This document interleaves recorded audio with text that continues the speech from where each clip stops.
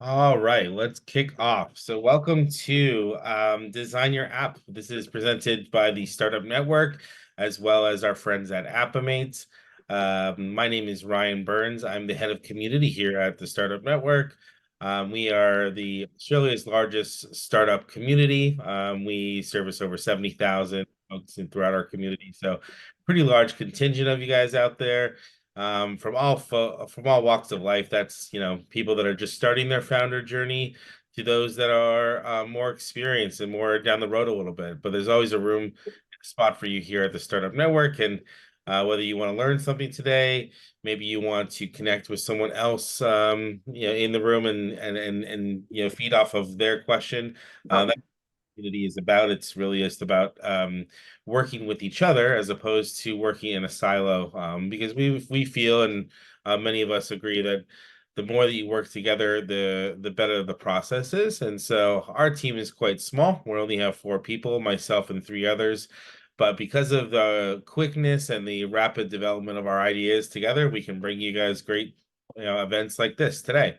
And plus the wonderful and supportive nature of our partners, which includes our friends at Appomate, allows us to do this type of work.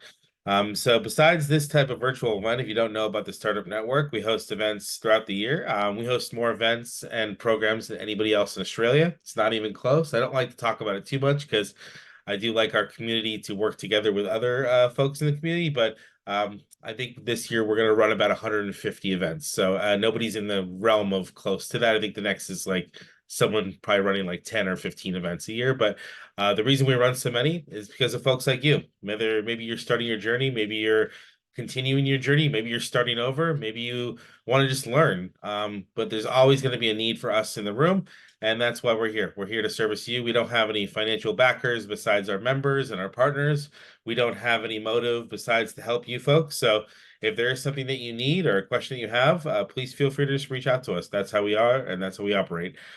Before we get started today, today's specific meeting is about designing your app, but we have a lot of other kind of events as well in the future. So whether we have our in-person Founder Connect, which allows you to connect with other founders, we have a monthly pitch night, which allows you to present and pitch your idea for a $250,000 prize pack, or a whole bunch of other type of programs like maybe building your MVP or ascertaining whether you should globally expand. Whatever it is, we pretty much offer a program for all of it. The best way to experience though is to become a member, whether that's going to be on our lower tier, which is provides some introductory kind of services, or a much more intensive tier, which provides an all-inclusive package type of experience. However you want to experience the Startup Network, there's some membership option for you. I'm going to hand over to my friend Vish now, who is an expert as the head of design at Appomate, and he's going to walk you through the ins and outs of app development. And we've already run this series back in December and January, but it was so popular, and it's quite popular today as well, as you can see, that we're going to be running this session as well as 2 more additional sessions, and this is all free. So the best part about this is that we're going to go ahead and record this. So if you need to step out or if you can't make it the whole time, don't worry. We'll have everything recorded and up on the YouTube channel just afterwards. Vish, did you want to go ahead and jump in, please? Please. Thanks, Ryan. Hey, everyone. How are you? Let me quickly share my screen as well, and we'll get started. Where is Zoom? Okay, so it's here, which is great. Great. Can I just get a quick thumbs up if everyone can see my screen? Awesome. Thank you. Welcome to the Design Foundation series for App and SaaS founders. So this is a series of 3 sessions, and this is the first session out of the 3.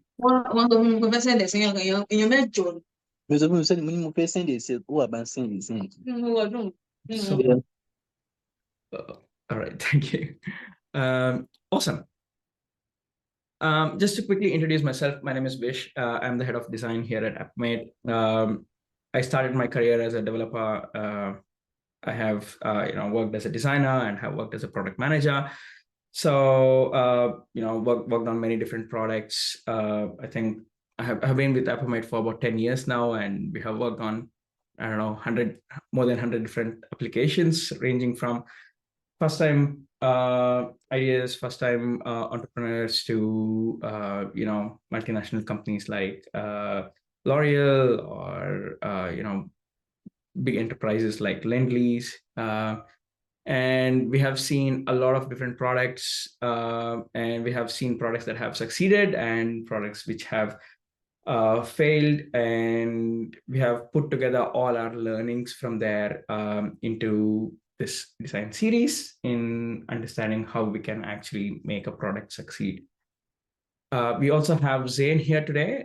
Zain, do you want to come on and say hi and introduce yourself? And Absolutely. So thanks for that, Vish. I've been with the company. Actually, it was just my anniversary on Sunday, Vish. So it's brought up my 12 months with Appomate. But I've actually been in the industry now for 6 years. I've worked with multiple different development agencies and landed here at Appomate. My journey has looked like probably similar to a lot of you, to be perfectly honest with you. I've probably stuck your fingers in a lot of pies, and I've come from the corporate accounting world, working with MYOB. I've also worked in payroll with ADP. But found a real love working in the startup scene as well, whilst working in this app development agency sort of business. And I think one of the great things is working with startups and founders, and even those who are looking to create products and establish businesses, is the flair that can come with that as well. And I think it's really important that in this space, everything happens really, really quick, and it's quite exciting. So that's where I can definitely help, being able to point you in the right direction as to what's the best case scenario, and I guess the best journey for you moving forward as well. So appreciate it, Vish. Thank you. do you want to just quickly talk a bit about Appomate, Zain, before we get started? Yeah, so basically, Appomate's actually been around for close to 13 years now. Started out as basically a marketing company as well. So we've actually made a pivot of moving away from, I guess, that corporate look into more the startup industry. We find that a lot of founders have a lot of great ideas, but they don't have the access to a team that can actually help with that. So how we try and help is we try to be an end-to-end solution as to what you're trying to build, whether it be anything from partnerships, from marketing to validation, all the way through to coding your actual platform as well. So the great thing is we're there to be able to, I guess, meet you where you're at in your journey is probably the best way to describe that. So wherever you can be and where you can sit, we're there to help. Awesome. Thanks, Zain. With that, we have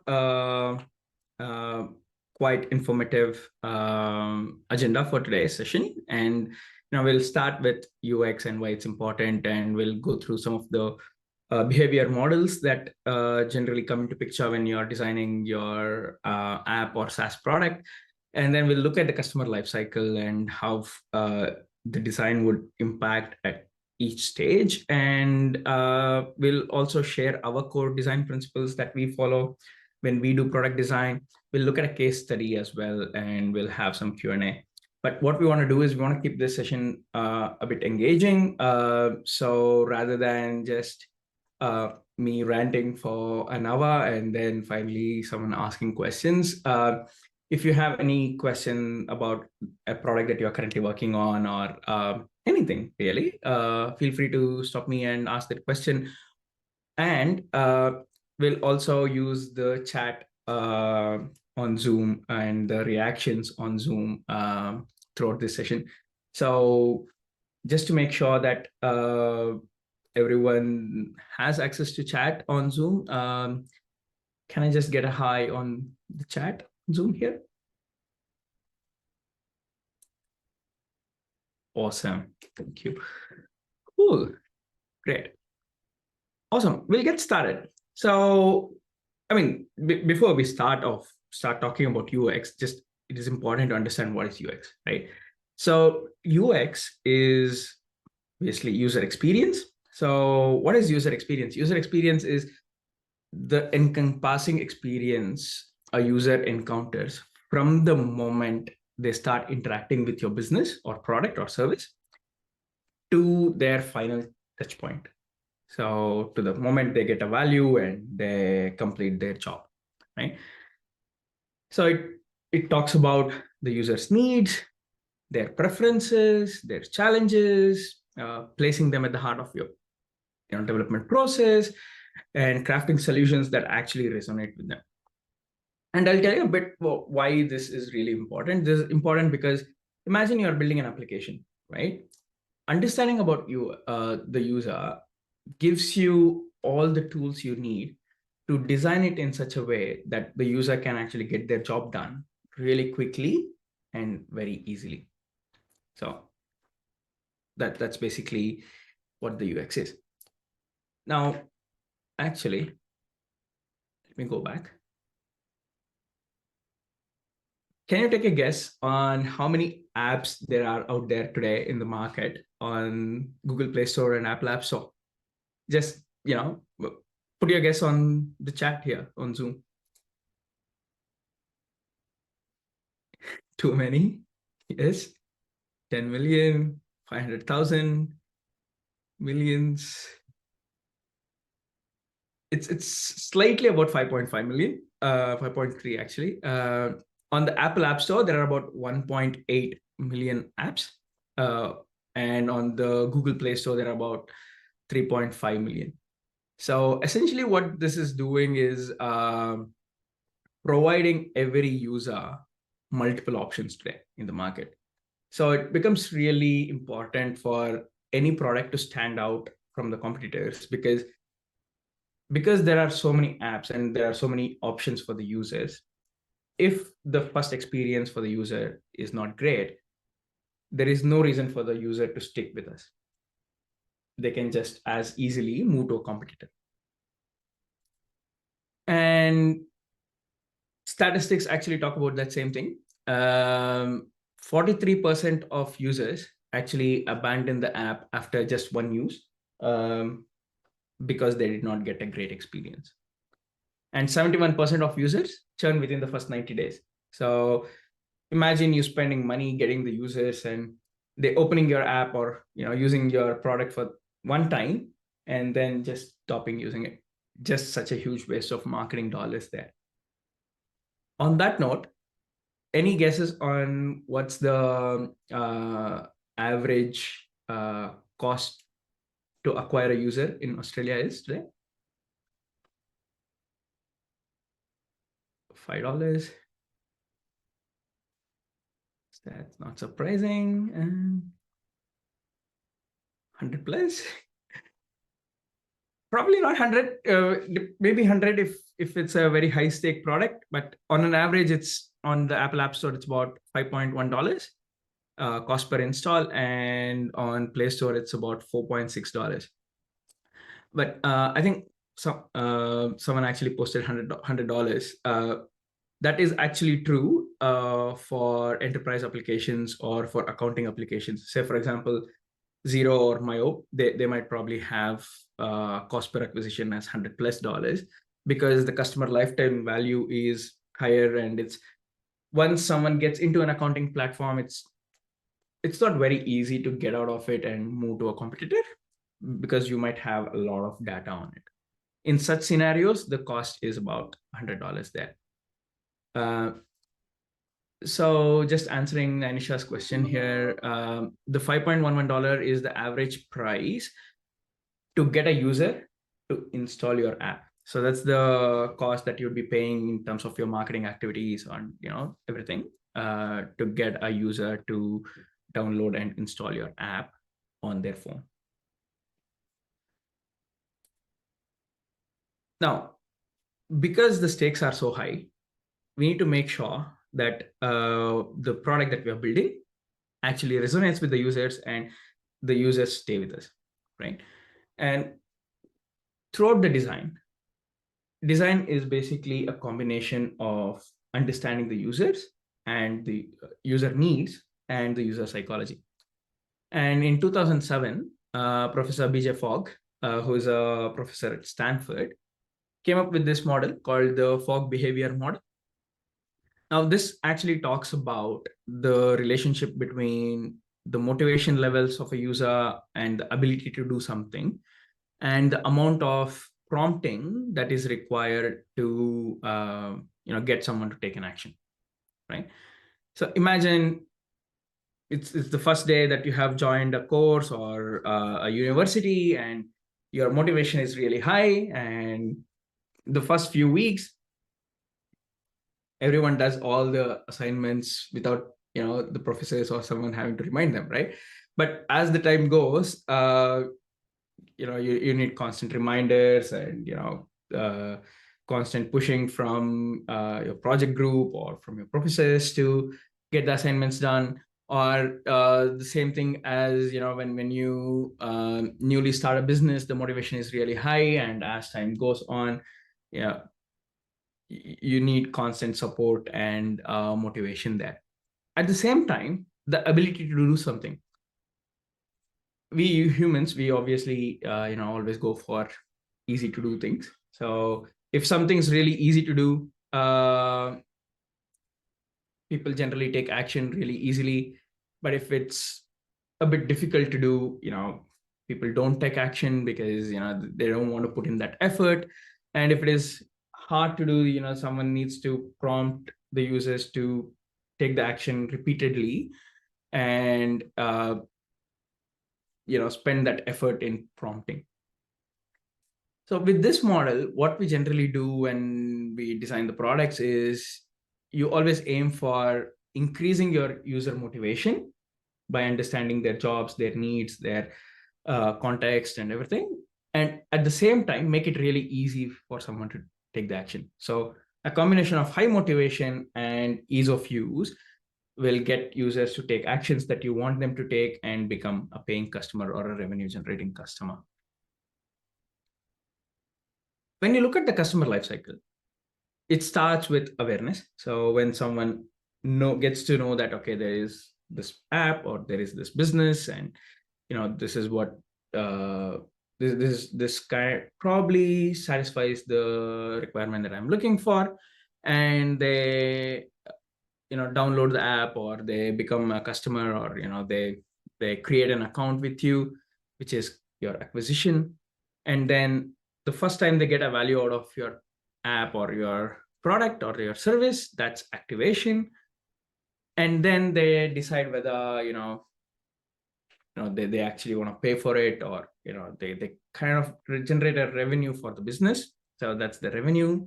And then if they come back and use the app again or the product again, that is retention, right? Now, at each stage, the user understanding of the product and the user understanding of their mindset is different. So when it's awareness, they're not sure whether the app is going to solve their problem. And when they get some confidence that it might, because of, say, marketing activities or social touch points or recommendations from other users, they might decide, okay, let me create an account, let's check it out. They create an account and they try to get their job done, and that's basically the activation. And when they get their job done for the first time, that's when they get a clarity on whether the product is serving their need 100%, or say 80%, or even like 50%. And when they feel that the product sufficiently satisfies their requirements, that's when they start paying for it, or the business starts generating revenue from them. And if it resonates with them and it's easier to do, and it actually provides value to them, they will come back and use your product again and again. Now, in this model, what happens is you are actually spending marketing dollars for every user you acquire. And as we saw, there's about $5, which is the average cost to acquire a user. And if you want 10,000 users, that's $50,000 of marketing dollars. But at the same time, if every user you acquire can bring in more users to your product, then you're actually optimizing your spend, and you're increasing the efficiency of your marketing spend. Say if you acquire 10,000 users by spending $50,000, and even say 20% of them bring in 2 people each, that's 2,000 people bringing in 2 people, that's 4 people. So for the same $50,000, you are actually getting about 14,000 users rather than 10,000 users. So your CPI is going down. And this process of generating product-led growth needs to be built into the product and needs to be considered when you are actually designing or building your app, so that you don't need to bring in additional touch points or take the user out of the product to get that value for referral. So based on these things, what we have done, and based on our learnings, like I said, we have come up with our core design principles, and this is what we do this is what we follow when we design products. And today we are actually sharing this with all of you, so you can actually use this when you are designing your products, or you can actually build your knowledge on how you can build products that would that is product-led growth driven. The first and foremost is putting your user first. Understand the user's needs, their wants, their motivations, and their context of use. So understanding these will help you tailor the product for your target market, right? And there is a framework that we use called jobs to be done framework. So in the next couple of sessions, we'll actually go deeper into the jobs to be done framework. So using the jobs to be done framework, you can analyze the user's needs, the competitors in the market, and you can truly figure out what niche or how you can differentiate yourself in the competitive landscape and provide maximum value to your users. And the reason understanding this is very important is, for example, imagine you're building a mobile application, right? There are many different ways of designing it. Say it's an e-commerce application where you're selling a product and you want the users to buy the product, right? So you have a big button that says buy now. Now, the way the user interacts with it, then the position of the buttons and the images and the information that you're sharing with the user, they can be laid out in many different ways, right? But depending on the context of use, if you feel that if the user is, our users generally use our product when they are comfortably sitting on a couch or when they are at work sitting on their desk, that would tell you that, okay, the user potentially can use both hands. And even if they are using big screen devices today, you can actually put some information on the top of the screen where it's easier to reach because the user is holding the device with two hands and they're comfortable. And you can provide a lot more textual information because the user is relaxed and they have the time to read it and all that, as opposed to if the context of use for your users is when they are traveling on the bus or train. Imagine if someone's traveling on the bus or train and there's no seat, they're standing, they're holding the rails with one hand. Essentially, they're using a device with one hand, right? And in such scenarios, what happens is, as you know, today's devices have really large screens. You need to ensure that the most important things for the user are within the reach of their thumb. If you put something in the top left or top right, where the user can't easily reach with their thumb without the risk of dropping their phone, the user might not actually click on that, right? So understanding such things from the user's point of view, their context of use, their motivations, how they are using your product, why they are using your product, and actually conducting a user testing to understand that resonance and getting feedback will actually help build a product that becomes sticky. The best example for this is Google. So Google was not the first search engine, and there's also like Yahoo search engine. I don't know how many people actually use it today, but both actually provide the option to search for an information, right? But if you look at Yahoo's, which is on the right, Yahoo search page has the search bar at the top. It has other information at the bottom, depending on your, browser cookies and what you have searched in the past. And they try to provide relevant information, which is still adding a bit of value. But at the same time, when the user goes there for searching, the key job that needs to be done is search for something. And Google took that job to the next level and said, look, I'm just going to provide you with a search bar. You search for what you want. And if you don't find it, then I'm going to suggest other things to you based on your search query. So they provided a very clean interface so that they can help the user focus on what they're doing, and also made it really easy to figure out how to perform the action.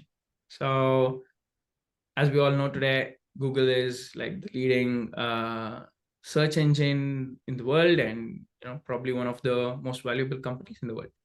So putting users first actually helped Google increase their market share and make the products more sticky to their users. The second one is minimizing effort. Again, this goes back to the BJ Fogg behavior model. So if you can make things really easy for people to get their job done, the people will start using your product more and more. We are all, as of today, trained to expect instant results. So originally when Amazon launched one-day delivery, people were excited because it was taking about 3 to 5 days. And today, even one day is really long. And if you look at some other countries, there's a lot of activity going on in 10 minutes delivery. So you order something online and people expect the product to arrive in 10 minutes, right? And probably that takes longer to even go to the store and pick up the product yourself, right? So the other statistic there is, if page load time actually increases by more than 10 seconds, people don't want to wait today. So you want your app to be quick, responsive, and all that. And if it is more than 10 seconds, the statistic says that people will actually bounce, and the bounce rate increases by about 123%. And some of the apps that do this really well, minimizing user effort, is YouTube, one of those apps.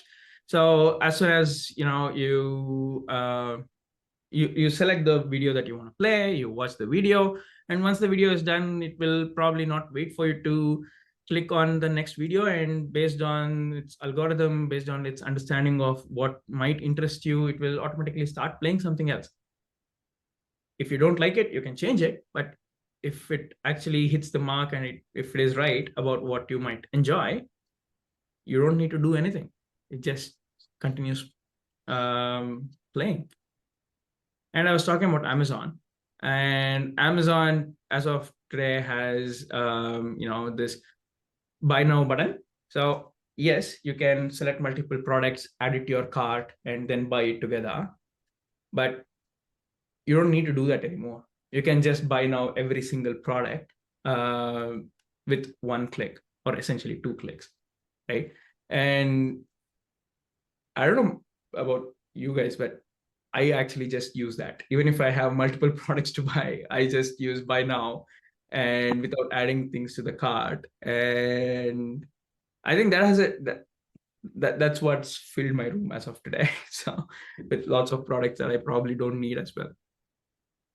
The third product, this one's called InShots. Not sure if many of you have seen this product, because this product is actually aimed at the Indian market. So this is a news app where it summarizes the news in 60 words.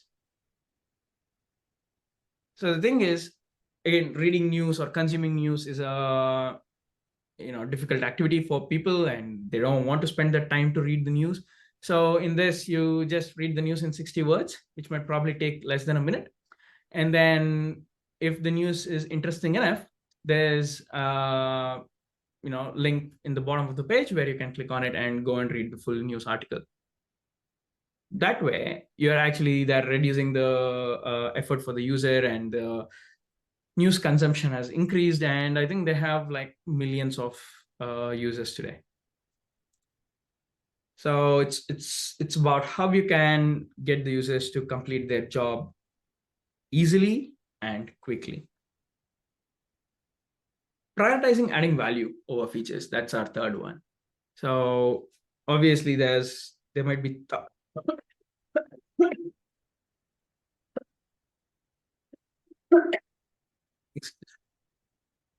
there might be 1,000 different things that you could build. and there might be 100 different things that people are asking for. But prioritizing what are those features or those functionality that you could bring in that adds the most value to your users, and how you can actually position them or present them to the users would actually have a big impact on the success of your product as well. So the design should focus on adding value, but at the same time, adding features and minimizing distractions to the users. So we don't want the users distracted. We want them to focus on what they're doing and directing the users to their desired functions easily and quickly, right? So if there's a lot of cognitive load on your applications, people might abandon it. So as per the Nielsen Norman Group statistic, websites with high cognitive load experience about 38% increase in user abandonment. But at the same time, apps with simple and clear designs increases conversion rates by about 22%. If you look at Google, again, going back to Google, on the search page, there's more features, right? So if you want to look at the map, or if you want to go to YouTube, or if you want to go to Google Play or Gmail or Meet, there's an entry point there.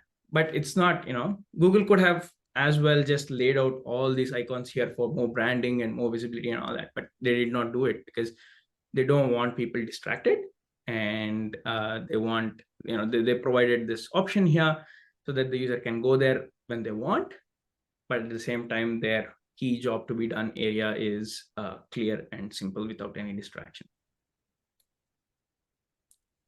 Data-driven decision-making. So this is probably the difference between products that achieve product market fit and products that don't achieve product market fit. So product market fit is basically the moment where your product fills a valid need in the market and people will actively start using it and your product gains traction. So that is product market fit, right?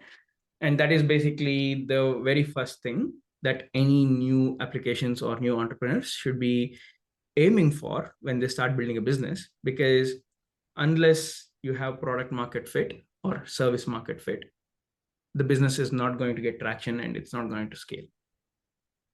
So how to get product market fit? It's by using data-driven decisions.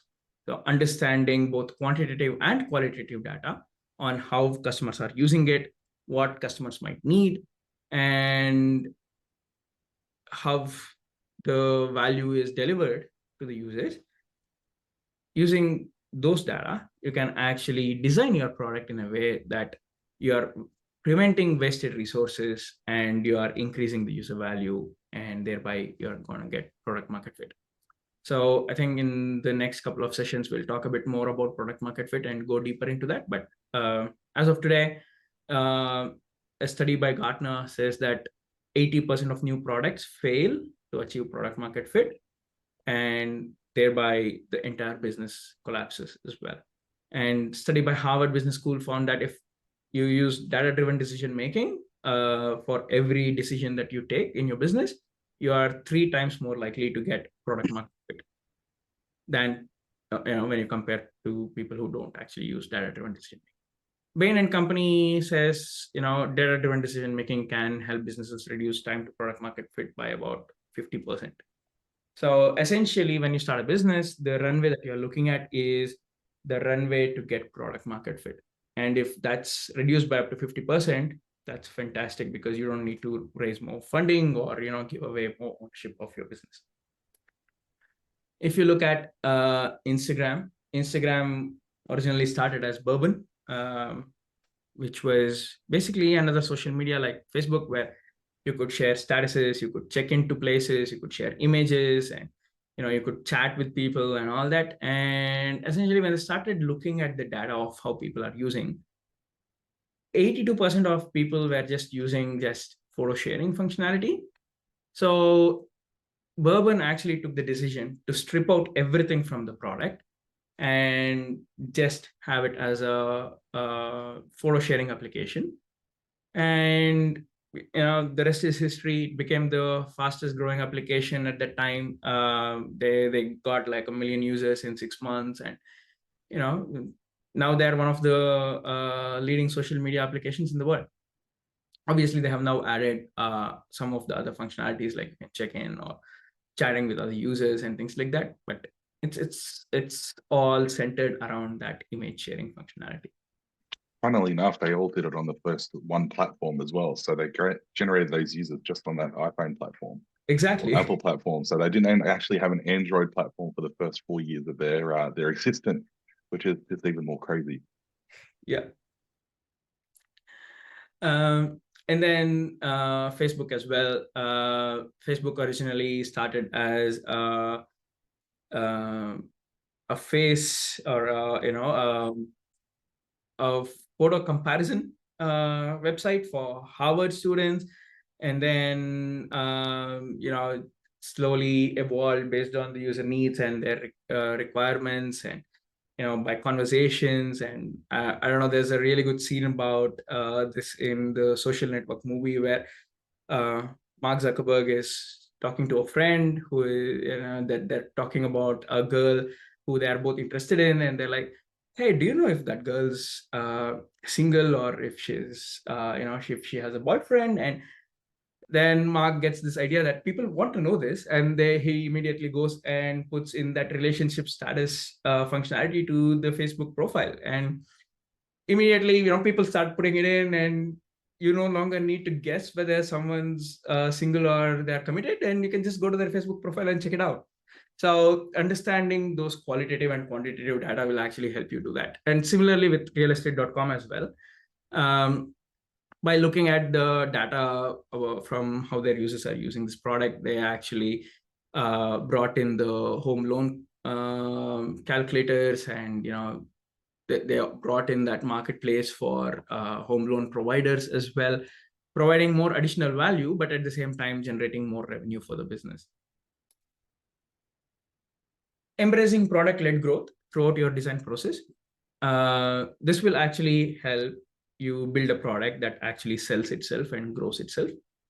Product-led growth focuses on the entire user life cycle, but specifically on the acquisition and engagement and conversion of the product itself. The aim of product-led growth is to get the user to get to that aha moment where they see the value out of that product as quickly as possible and as easily as possible. 53% of buyers would prefer to buy software without any interaction with sales, which means they want to try the product themselves. They want to see if it works for them and then buy it, instead of reaching out to customer care and getting a demo and all that. Slack actually grew 10 million daily active users in less than 2 years using product-led growth. Dropbox similarly acquired about 500 million users. Zoom grew to over 300 million users. And the other one, which is great here, is Hotmail. Hotmail grew using product-led growth as well. So you can actually, you might probably have seen all of these things. So when you create a Slack account, Slack immediately asks you, hey, do you want to invite your friends? Or do you want to invite your colleagues or teammates to this? And you invite them, and you're one person who joined Slack, but you're actually bringing in all your teammates. Dropbox. So Dropbox said, you create a Dropbox account, and if you invite a friend and they join Dropbox, you both get 500 MB free, right? 500 MB of storage, which probably costs like 50 cents. I don't know. That way, there is an incentive for the user to bring in other users. And Dropbox doesn't need to spend a lot of marketing dollars in acquiring users. The product itself is selling it. Zoom, they have a freemium model where you get started for free. You can use it for 40 minutes. And you can't actually have a video meeting with just yourself. So you invite someone else and they join, they get, they become aware of Zoom and they use it. And when the users reach sufficient scale and need, then they start becoming a paying customer. So Hotmail similarly had want a free mail? Join Hotmail. At the bottom of every email that was sent out of Hotmail. So every user you sent an email to with your Hotmail account, potentially Hotmail marketed to them, and the product itself, they could try it out and become a user. Aesthetics. This is probably the last but one for us. So aesthetics is not just a nice to have anymore. And like we said, there's about 5 million applications in the market today. So the visual appeal of the applications are becoming more table stakes because people have multiple options to choose from. People generally now feel that if a app is more visually appealing, the brand is better and they're more likely to trust the brand. And apps with good aesthetics have about 70% higher retention rate as well than compared to apps without good aesthetics. And in Google Play Store and Apple App Store, apps with 4.5 or higher star rating are downloaded 250% more than a rating of 3.5 or less, because people automatically feel that the quality is low or it's probably not a great app, even though it might probably solve their problem.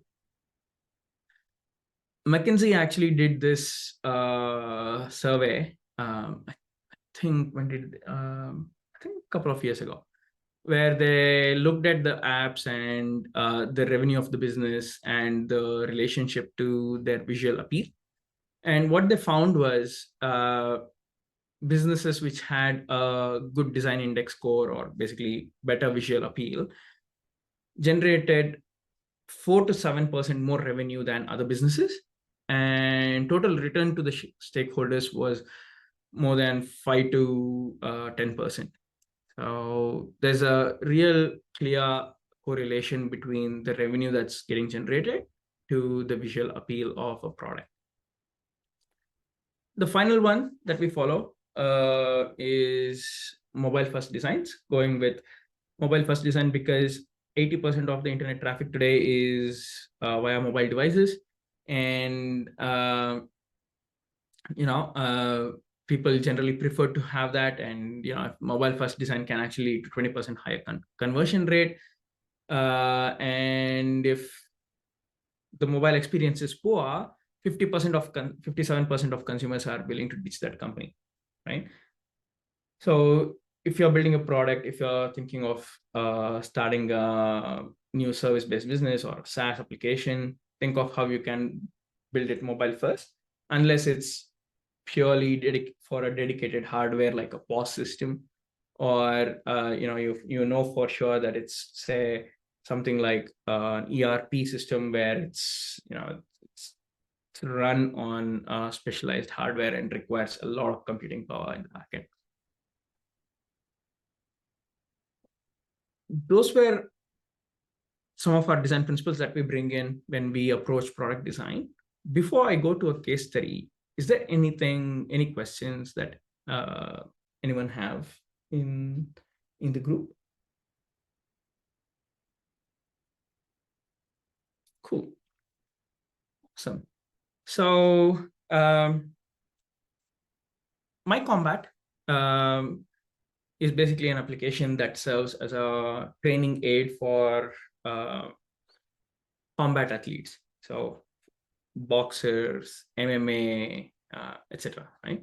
So it allows you to input data from your sessions, generate valuable insights, and understand statistics of how you are training and optimize your training plan. So it helps you stay on track, on top of your training, so you can actually, say, compete in a tournament, and you can become a better fighter, right? I think there's a new chat. What tech stacks do you recommend for app dev? I'll actually get to that question a bit later after this case study, if that's okay. Oops, sorry. So that's basically what MyCombat was. Now, MyCombat, when they came to us, they faced problems in user engagement, and they weren't getting a lot of traction. They had built the product with another company, and they had technical issues, they had design issues, they had traction issues. So they came to us and they gave us a brief saying that, please address the app's shortcomings. We want to enhance the user experience. We want our users to drive adoption and conversion, and the app has a lot of potential. The founders believed in it, and they said, we know that the app has potential, but we want to unlock it, because as of today, people are not seeing it. We started looking at it, and what you're seeing here on the screen, this is how the app was originally. So as soon as you open the app, it was basically just a list of static menu items. And this is how we changed it into, when we look at it, right? So every time the user opens the app, if they're seeing the exact same thing, just a bunch of buttons, it's not engaging for the user. There's no additional value that's being offered. So what we did was we actually changed the homepage into a dynamic homepage where we can actually show the progress that the user is making on their skills training, their conditioning training, and how much they have worked out that week, and how their well-being is going on, how much sleep they're getting, how much stress, and how much energy they are. We did not introduce any new functionality. All this sleep, stress, energy, training, everything was in this previous application as well. It was just how it was presented to the user. Understanding, there was no PLG mechanics to make the user sticky. So there was no recording your trainings or sharing your trainings with your trainer or your other athlete friends and all that. So we built that so you can actually have a prominent record button, and you can click on it, and you can record your trainings, and then notifications to remind the users to add their training as well, so that it becomes more sticky. And here the old design was, although it was simple, it wasn't capturing that user attention, and it was mostly text-based, and people had to read through it. So we brought in what people would easily identify with using emojis, and we brought in charts, and we brought in progress dials. So we made the information more visual, so people don't need to read it. They can just look at it and go, okay, this is how I'm doing. And there were a lot of other functionality that were creating noise, like inputting your competitions, inputting your teams, your food and all that. So we actually said, let's focus on the core functionality that the users need. Let's actually get all the distracting functionalities out of the app for now, turn it off. And if people want it, we can turn it on, and let's look at the data and then make a decision. And based on that, this was another page that we redesigned. So this was basically how they were inputting the well-being. So it was a scale of 1 to 10 everywhere. So the user had to read it and look at where the number was and input. And 1 to 10, quality of sleep, poor to great. What's 7? Like people would probably not understand, right? So we actually brought in visual representation of how stressed out they were, and how much sleep they got, and made it more fun and visual, and even energy levels easy to understand. And this was the other page, the training page as well. This is how we changed it to make it really easy and visual for the user to input their training schedule. And based on these changes, after doing these changes and rolling it out, the app saw an increase in user conversion. Because it's a private app and private business, as of today, I can't actually share the exact number, but it did see increase in user conversion. They have 100% 5-star rating on the App Store today. They got increased confidence in investing in marketing and user acquisition. They brought in new investors, and the business owner, he is an MMA trainer as well, and now he has more time for MMA training. So which was a great result for him as well personally. So that was about user experience and why it's important and how you can actually design and build a great application. In the next couple of weeks, we'll be looking at product-led growth mechanics. You can actually get your product to sell itself, how you can use the jobs to be done framework, what are the key design elements and key decisions that you can take, how you can bring in high converting design elements within your product, and how you can actually collaborate on Figma, which is a designing tool, with your designers and your engineering team so that nothing's lost in translation. So going back to the tech stack. So question that was there on the chat there. So what we do with the tech stack is, again, our engineering team will look at that and generally propose the best tech stack for the application. But say, for example, if you're building a SaaS application which doesn't require a lot of native functionality or graphics or say gyroscope or those specialized mechanics, our general recommendation is going with cross-platform application language like React Native or something. So you can reduce your maintenance, you can build it once, deploy it on multiple platforms, and also minimize or optimize the resources that you're spending. Again, backend, it's cloud, so there's many different ways of doing it, many smarter and many quick ways of doing it. It depends probably on what your immediate objective is. Say, for example, if your immediate objective is proving your hypothesis so you can go and raise funding, and you want to go with the cheapest and quickest option, it could be serverless. But if it's a long-term option, looking at how you can set up auto-scaling cloud infrastructure, that would come into picture. So the tech stack question is primarily it's bespoke. Bespoke and depends on your situation and your goals. So happy to have a chat if you have specific questions on that. But yeah, that's basically the general answer to that. Nanisha, I think the question is, how do you go about translating manual UX to digital UX? Can you help me understand this question a bit more? Hello, can you hear me? Yes. Hi, yeah, I was trying my best to describe the question a bit more better, but sure. I think it's best verbally said, I guess. First of all, a great session. Thank you for this. Yeah, when I mean manual UX, obviously user experience, like as like brick and mortar, like back in the day kind of thing where user experience was more like hands-on in person. That's what I meant, like interacting with the customer firsthand in person, doing the feedback and doing the validation. Mm-hmm. So transitioning from that into digital, so like online, obviously. So yeah.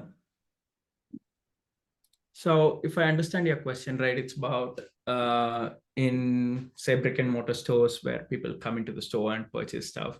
Mm-hmm. How you can actually look at or adopt these principles. Is that what you're saying? Correct. Yeah, around that. Yeah. Yeah, look, we actually, interestingly, we worked with Adidas on this. And again, I'll just talk a bit about the use case and then we'll talk about how we approach that problem.